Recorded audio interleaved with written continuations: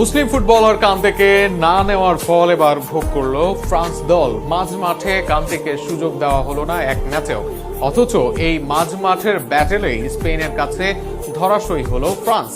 মুসলিম এই খেলোয়াড়ের জন্যই ফ্রান্স জয় করেছিল বিশ্বকাপ, আজ আবার ভুগলো তার অভাবে।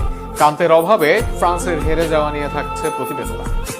বলা হয়ে থাকে পৃথিবীর 70% জল আর সবখানে আছেন এনগোলো কান্তে। কান্তে যেদিন খেলেন একাই মাতিয়ে রাখেন পুরো মিডফিল্ডকে। ক্লাব থেকে জাতীয় দল, কান্তের আগুনে পুড়েছে পুরো বিশ্ব, কিন্তু সেই কান্তেকে অবহেলা ফ্রান্স কোচের।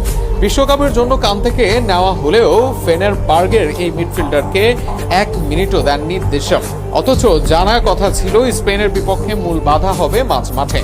স্পেনের মাঝমাঠে সক্ষমতা ও ওভারলোড নিয়েছিল শঙ্কা, তবুও এরপরেও কান্তেকে সুযোগ দেননি ফ্রান্স কোচ। রাবিওট, শুয়েমিনি, কোনেরা খেলেছেন মাঝমাঠে। স্পেনের মিডের বিপক্ষে তারা কোনোভাবেই সুবিধা করতে পারেননি।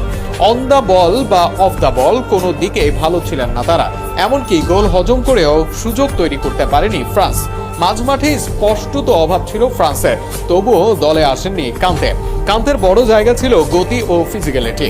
যদি 3 ম্যান মিডফিল্ড নিয়ে খেলতেন ফ্রান্স কোচ, তবে এই জায়গায় স্পেনকে টক্কর দিতে পারত ফ্রান্স। এমনকি দেমবেলে, এমবাপেরা সুযোগ পেলে কাজে লাগাতে পারত, কিন্তু এরপরেও কান্তের দিকে নজর দেননি দেশামস, যার ফলও ভুগতে হলো তাকে। 2018 সালে এই কান্তের উপর ভর করে বিশ্বকাপ পায় ফ্রান্স।